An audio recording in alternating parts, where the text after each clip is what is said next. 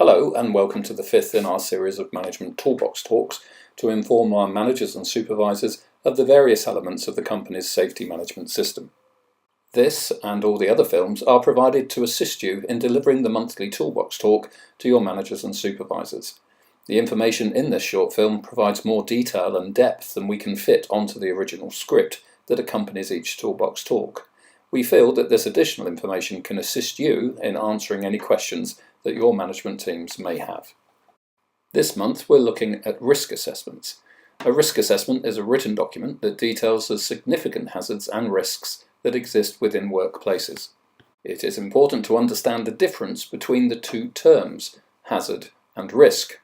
A hazard is something with the potential to cause harm, injury, loss, or property damage. For example, a forklift truck is a workplace hazard. If it hits you, it will hurt, probably quite a lot. However, not all hazards are so obvious and immediately painful. Using a computer at a workstation can present significant harm and injury, but over a longer period of time. It may take a couple of years for the harm to be felt, but nonetheless, the harm, when it finally arrives, will be significant. All workplace hazards must be examined and their risks assessed. These are just a few that exist in most workplaces. Risk is defined as the likelihood that harm, injury, loss or property damage will occur. The level of risk will vary depending on many factors: the time of day, the numbers of people present, the competence levels of those performing a task, the weather, floor conditions, etc., etc. We can use a grid to identify the level of risk. Green would be an acceptable level of risk, with red, of course, being an unacceptable level. Along the left-hand side we can plot the likelihood of the risk, and along the bottom of the grid we can plot the harm level that will or may be caused. Let's consider a forklift truck. It's 2.5 tons of metal with a pair of huge blades in front of it. No question about it, this is a workplace hazard. The risk from this hazard can and does vary. Driven by a trained and competent driver in a properly controlled work environment, the risk and harm level will be more towards the acceptable level of risk than the unacceptable level.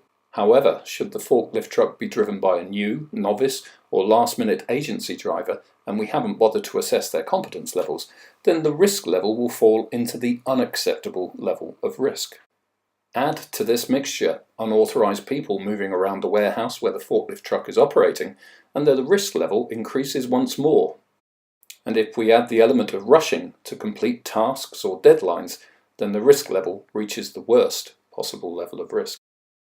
We can put names or categories or even numbers to represent each level on the risk assessment grid. For the likelihood axis, standard terms denoting levels of probability can be used. For the harm level axis, we can foresee the type of harm or injury that could occur. This risk assessment grid is used for all workplace hazards and their risks. These are recorded in a risk register, and the significant risks are recorded in a risk assessment. Once we have identified the significant risks, we must control them and reduce them to an acceptable level.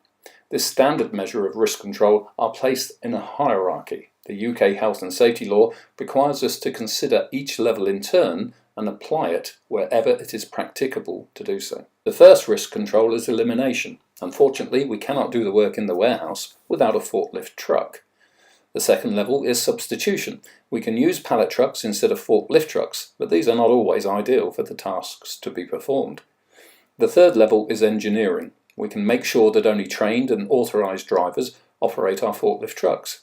Therefore, we have a key control and driver authorization process. The fourth level are administrative controls. This will include the supervision of the workplace, signs, local procedures, banning staff from entering the warehouse, etc., etc. The final and least effective level of control is to issue PPE, personal protective equipment. A high-vis vest and steel toe-cap footwear won't protect you from being injured from a forklift truck, but the vest may allow the driver to see you in the warehouse. In many UK workplaces, there is an over-reliance on the use of PPE to control the risk. This is not acceptable. We need to prove that we are doing more to control the risks. Changing the way people work is one way. Keeping them away from the hazards and risks in the first place is another. Once written, the risk assessment needs to be communicated to those persons that will be affected by the work environment and its workplace hazards. This can be achieved in many ways. by them receiving a copy, Toolbox talks, meeting points, training sessions, or any other method that's deemed appropriate at the time. Generic risk assessments within the company relate to those that are common to many locations, for example office activities, warehouse working, loading and unloading of vehicles, driving company cars, and use of forklift trucks. On the other hand, specific risk assessments will relate to specific hazards and risks that will be unique to either a person, work location, or work equipment. New and expectant mothers, young persons, and the use of display screen equipment at workstations, as well as the use of specific chemicals, will all need specific risk assessments. Finally, dynamic risk assessments. These are used for non-routine or unplanned activities.